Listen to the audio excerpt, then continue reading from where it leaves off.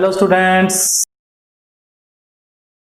आज अपने स्टडी करेंगे नेक्स्ट चैप्टर के बारे में जिसका नाम है गाउस का नियम और उसके अनुप्रयोग। इस चैप्टर के अंदर सबसे पहले हम ये देखेंगे कि गाउस का नियम क्या है, फिर उसके बाद हम ये देखेंगे कि इसके अनुप्रयोग क्या है, इसके एप्लीकेशंस क्या है। इसके अनुप्रयोग के अंदर हम ये देखेंगे कि किसी तार के कारण जब किसी तार को आवेशित कर दिया जाता है तो उससे कुछ दूरी पर विद्युत क्षेत्र कितना होगा, किसी गोले को आवेशित कर दिया जाए तो उससे कुछ दूरी पर विद्युत क्षेत्र कितना होगा, किसी पट्टिका को यदि हम आवेशित कर दें तो उससे कुछ दूरी पर विद्युत क्षेत्र कितना होगा। इसके बारे में अपने को स्टडी करनी है। लेकिन इसको स्टडी करने से पहले हमें दो टॉपिक हैं उनके बारे में हमें समझना बहुत जरूरी है।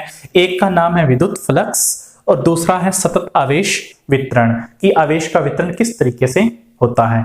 तो अपने एक एक करके इनकी स्टडी करते हैं।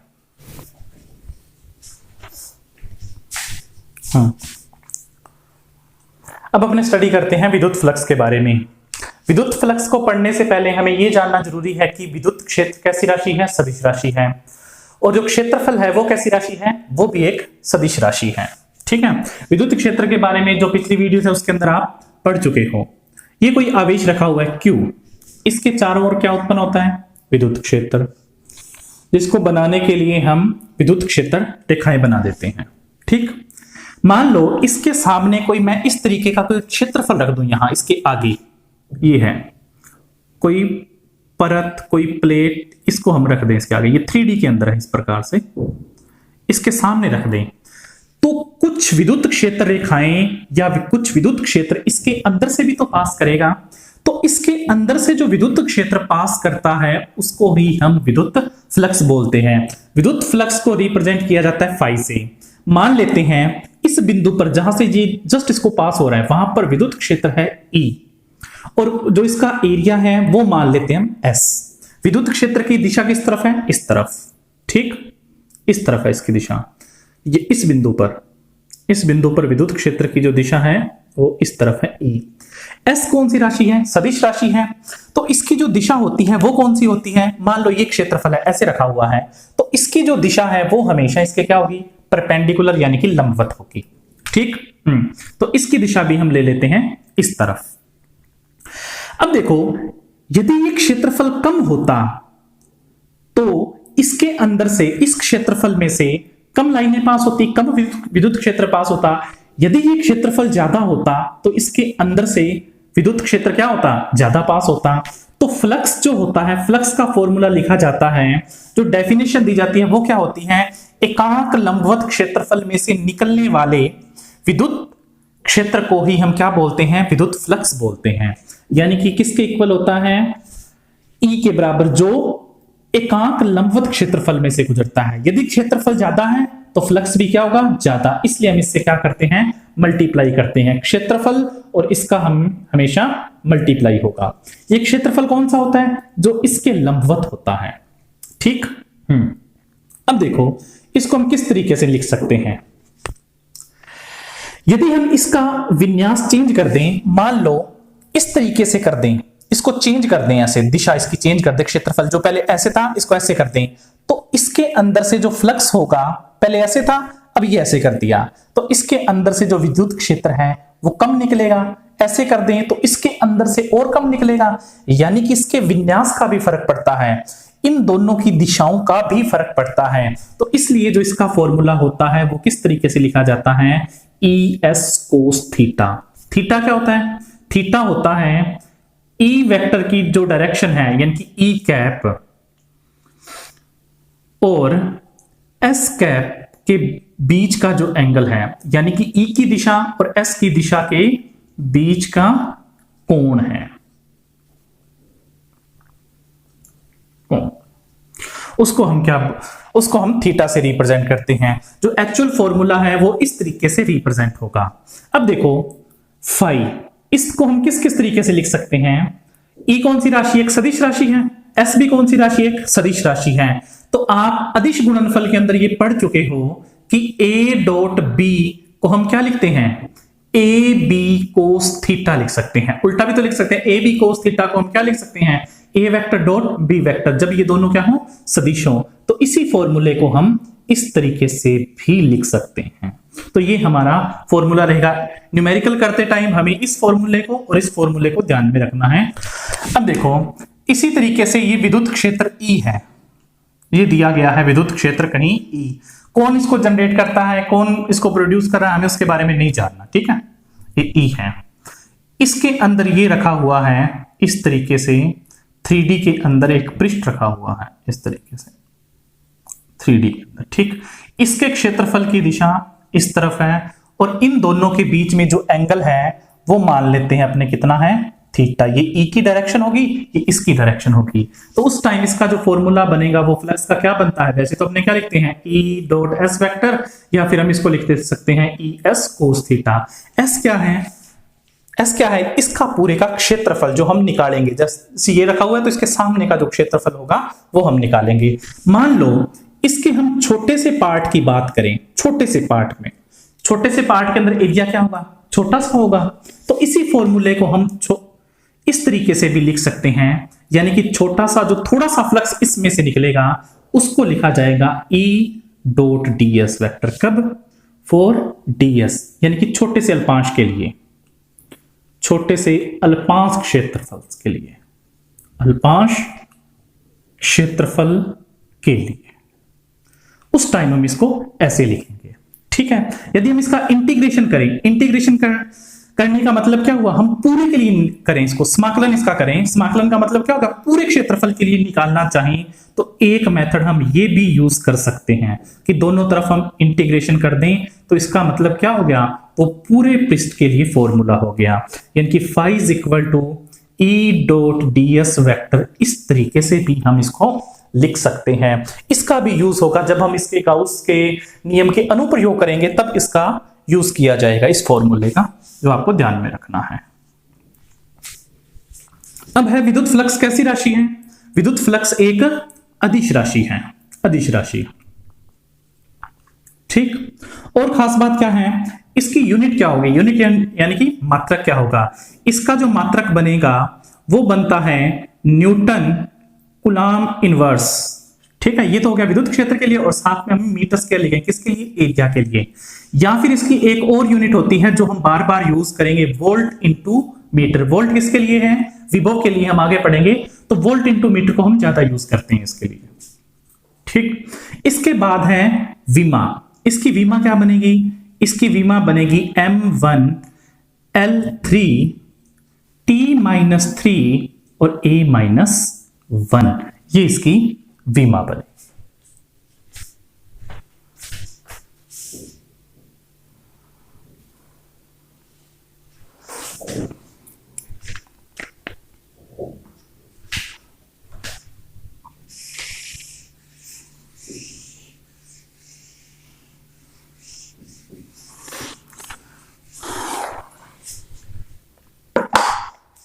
तो विद्युत फ्लक्स के बारे में हमने स्टडी कर ली। अब हम स्टडी करेंगे सतत आवेश वितरण के बारे में। सतत आवेश वितरण क्या है, सतत आवेश वितरण।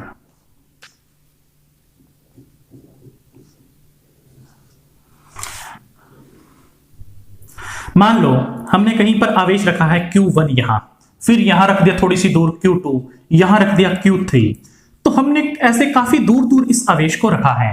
तो इसको क्या कहेंगे, इसको कहेंगे विविक्त। विविक्त मतलब कि अलग अलग आवेश वितरण, ठीक है। एक थोड़ा सा यहां। मान लो एक वायर होती हमारे पास, तार होती, हम इसको आवेशित करते तो पूरे पर ही क्या जाता, आवेश, इस तरीके से। तो आवेश ये पूरे पर ही वितरित हो गया। तो इस तरीके के आवेश वितरण को हम क्या कहते हैं, सतत, मतलब कंटिन्यूस, लगातार आवेश वितरण। ये कौन सा है, विविक्त, लेकिन ये कौन सा है, सतत आवेश वितरण। इसी तरीके से मान लो हमारे पास कोई पट्टिका होती इस प्रकार से, इसको आवेशित करते तो हम इसको आवेश देते तो इसके पूरे पर ही आवेश ऐसे ऐसे चला जाता, डिस्ट्रीब्यूट हो जाता। तो इस प्रकार का आवेश वितरण कौन सा होगा, सतत आवेश वितरण। मान लो किसी गोला है, कोई गोला कुचालक हो सकता है, चालक हो सकता है। चालक होगा तब अलग कंडीशन होगी और कुचालक होगा तो अलग कंडीशन होगी। मान लेते हैं कुचालक है, हमने इसको आवेशित किया, आवेश दिए हमने, तो ये इसके अंदर आवेश हर जगह चला गया, ठीक। तो ये भी एक तरीके का कौन सा आवेश वितरण है, सतत आवेश वितरण है, यदि इसके अंदर पूरे एक समान रूप से ये क्या हो जाए, डिस्ट्रीब्यूट हो जाए। तो इसको तो कहेंगे रेखीय सतत आवेश वितरण, इसको कहेंगे पृष्ठीय आवेश वितरण, और इसको कहेंगे आयतनीय आवेश वितरण, जिसके बारे में हमें आपको पढ़ना है। ये तीन तरीके का आवेश वितरण होगा। कौन कौन सा? एक तो होगा रेखीय आवेश वितरण,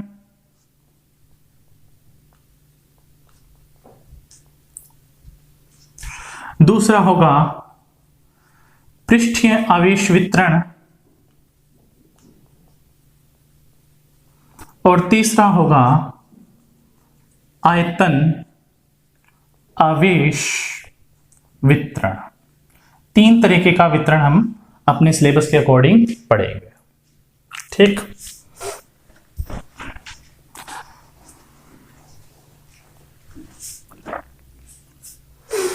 अब पहला आवेश वितरण की बात करते हैं, जिसका नाम है रेखीय आवेश वितरण। मान लो किसी तार को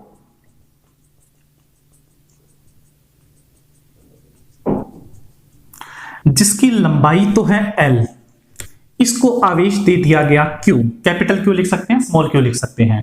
आवेश दे दिया गया Q, तो ये Q आवेश पूरा इसकी लंबाई पर वितरित हो गया। ठीक, ऐसे आवेश वितरण को हम क्या कहेंगे? रेखीय आवेश वितरण। या फिर क्या हो सकता है, फॉर एग्जांपल हमारे पास कोई रिंग यानी कि वलय है, ठीक, जिसकी रेडियस है R, तो इसकी परिधि क्या हो जाएगी? टोटल परिधि 2πr, परिधि, सर्कमफेरेंस। ठीक, हमने इसको आवेश दे दिया Q प्लस Q, तो ये कहां पर चला गया? सारी परिधि के ऊपर वितरित हो गया। इस प्रकार के आवेश वितरण को भी हम क्या कहेंगे? रेखीय आवेश वितरण कहेंगे। ठीक, इनका जब हम आगे यूज करेंगे तो हमें एक चीज का यूज करना पड़ता है, जिसको कहते हैं रेखीय आवेश वितरण घनत्व, या जिसको कहते हैं रेखीय आवेश घनत्व। ठीक, उसका हम यूज करेंगे। देखो, घनत्व कैसे निकालते हैं? आपने उसके अंदर पढ़ा होगा कि जब हम नॉर्मली जब आयतन के लिए घनत्व निकालते हैं तो हम लिखते हैं मास यानी कि द्रव्यमान अपॉन में आयतन। लेकिन जब हम रेखीय घनत्व निकालेंगे तो यहां पर ऊपर लिखेंगे, जो भी हम आवेश के लिए निकाल रहे हैं तो लिखेंगे आवेश बटा में लंबाई लिखेंगे। यदि द्रव्यमान के लिए लिख रहे हैं तो ऊपर लिखा जाएगा द्रव्यमान बटा में लंबाई। यहां हम बात किसकी कर रहे हैं? आवेशों की बात कर रहे हैं, तो इसको लिखेंगे रेखीय आवेश घनत्व। रेखीय आवेश घनत्व ये कैसे निकाला जाएगा? कुल आवेश जो कि कितना है? Q, अपॉन में क्या लिखा जाएगा? कुल लंबाई। इसको रिप्रेजेंट करते हैं लैम्डा से। किससे रिप्रेजेंट करते हैं? लैम्डा से। कुल आवेश कितना होगा? Q, और कुल लंबाई कितनी होगी? L। ठीक, बीच बीच में हमें यह यूज करना पड़ेगा कि बताओ इतनी सी लंबाई के अंदर टोटल आवेश कितना है, इतनी सी लंबाई के अंदर। तो इस आवेश घनत्व को हम इतनी सी लंबाई से यदि मल्टीप्लाई करेंगे, इतना सा टोटल आवेश आ जाएगा। इसके अंदर इतनी लंबाई के अंदर टोटल आवेश आ जाएगा। हमसे पूछा जाए इतनी लंबाई है, यानी कि ये दे दी स्मॉल l, तो बताओ कि इसके अंदर कितना आवेश है, या दे दी x, बताओ इसके अंदर कितना आवेश है। तो इसके अंदर जो आवेश लिखा जाएगा Q डैश, वो कैसे लिखा जाएगा? लैम्डा को x से क्या कर दिया जाए? मल्टीप्लाई कर दिया। देखिए, आवेश वितरण के अंदर जो आवेश घनत्व होता है उसकी विमा क्या होती है, उसका मात्रक क्या होता है। यहां जो लैम्डा होगा, लैम्डा का जो मात्रक है वो लिखा जाएगा आवेश के लिए कूलाम अपॉन में मीटर, कूलाम अपॉन में मीटर। और इसके बाद जो विमा है वो क्या बनेगी? विमा m0 L-1 A1 T1, ये इसकी विमा। टी को आगे भी लिख सकते हैं, पीछे भी लिख सकते हैं।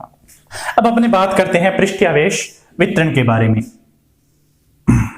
मान लो इस प्रकार की ये कोई पट्टिका है, ठीक है, आयताकार हो सकती है, वर्गाकार हो सकती है, तो इसको हमने आवेश दिया Q, ठीक।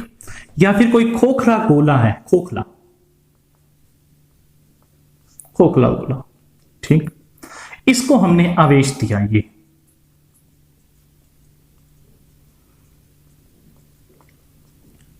इस प्रकार का जो आवेश वितरण होता है उसको कहेंगे पृष्ठीय आवेश वितरण, जो कि सिर्फ किस पर होता है? क्षेत्रफल पर होता है। जब आवेश पूरे क्षेत्रफल के ऊपर डिस्ट्रीब्यूट हो जाए तो उसको हम क्या कहेंगे, पृष्ठीय आवेश वितरण कहेंगे। ठीक है, इसके लिए भी आवेश घनत्व निकाला जाता है। पृष्ठीय आवेश घनत्व वो कैसे निकाला जाता है? पृष्ठीय आवेश घनत्व, इसको रिप्रेजेंट किया जाता है सिग्मा से। ये बहुत बार यूज किया जाएगा सिग्मा से। वैसे ये जो रिप्रेजेंटेशन ऐसा नहीं है कि ये रामबाण है कि इसके लिए यही यूज करना है, नहीं, बल्कि इसके लिए हम जो परिपाटी है हम उसी को यूज करते आ रहे हैं। बुक्स में ज्यादातर यही लिखा होता है, तो सिग्मा हम इसी को ही लिख लेते हैं। तो पृष्ठीय आवेश घनत्व तो सिग्मा कैसे लिखा जाएगा? कुल आवेश अपॉन में कुल क्षेत्रफल, जहां पर ये डिस्ट्रीब्यूट हुआ है, क्षेत्रफल। ठीक, आवेश कितना है? मान लेते हैं Q है। क्षेत्रफल, जितना भी इसका क्षेत्रफल होगा या जितना भी इस गोले का क्षेत्रफल होगा या जितना इस पट्टिका का क्षेत्रफल होगा वो हम नीचे लिख देते हैं सिग्मा। ऐसे रिप्रेजेंट कर देते हैं, ऐसे रिप्रेजेंट क्षेत्रफल को कर सकते हैं। यदि हमें ये पूछ लिया जाए कि बीच में ये छोटा सा एरिया है, ठीक है, ds है, इसके अंदर कितना आवेश है, तो इसके अंदर ds के अंदर जो आवेश है मान लेते हैं वो Q है, इसके अंदर अंदर अंदर, तो उसको निकालने के लिए हम इस आवेश घनत्व को इस एरिया से मल्टीप्लाई कर देंगे। ये बात हमें ध्यान रखनी है, इस मेथड का हमें बार बार आके यूज करना पड़ेगा। ठीक है, जब भी हम गोले का डेरिवेशन निकालेंगे या पट्टिका वाला डेरिवेशन निकालेंगे तब हमें इन चीजों का आगे यूज करना है। अब अपने बात करते हैं आयतन आवेश वितरण के बारे में। फॉर एग्जाम्पल, ये अपने पास कोई कुचालक गोला है जो अंदर से भरा हुआ है, खोखला नहीं है, सॉलिड है। ठीक, हमने इसको Q चार्ज दिया तो ये जाकर इसके अंदर इस तरीके से डिस्ट्रीब्यूटेड है। ठीक, तो हमें आवेश घनत्व निकालना है। यदि अपनी बात करें तो इस प्रकार का जो भी आवेश वितरण होगा उसको हम क्या कहेंगे? आयतन आवेश वितरण। हो सकता है कोई इस तरीके का हमारे पास बेलन अंदर से सॉलिड हो, तो इसको जब हम आवेश देंगे तो इसके अंदर जाकर पूरा इस तरीके से डिस्ट्रीब्यूटेड है ये। इस तरीके का जो आवेश वितरण होगा उसको हम क्या कहेंगे? आयतन आवेश वितरण। ठीक, यदि हमें आवेश घनत्व निकालना हो तो आयतन आवेश घनत्व, आयतन आवेश घनत्व, इसको रिप्रेजेंट करते हैं रो से। हमें ऊपर लिखना होगा कुल आवेश Q और नीचे लिखना होगा कुल आयतन V। आयतन आवेश घनत्व की जो यूनिट बनेगी यानी कि मात्रक बनेगा वो बनेगा कूलम अपॉन में मीटर क्यूब। यदि हमें छोटे से पार्ट के लिए इसका यूज करना हो कि ये छोटा सा आयतन है dv, इसके अंदर बताओ कितना आवेश है, तो इसके अंदर आवेश बताने के लिए जो कि मान लेते हैं Q है, तो उसको लिए हम इसके छोटे से पार्ट के आयतन को इससे डेंसिटी से मल्टीप्लाई कर देंगे, घनत्व से मल्टीप्लाई कर देंगे, तो हमें इसके अंदर जो आवेश होगा वो मिल जाएगा। इसका भी हम यूज करेंगे जब हम किसी कुचालक गोले के लिए विद्युत क्षेत्र की तीव्रता निकालेंगे, तो उसके लिए हम इसको यूज करेंगे।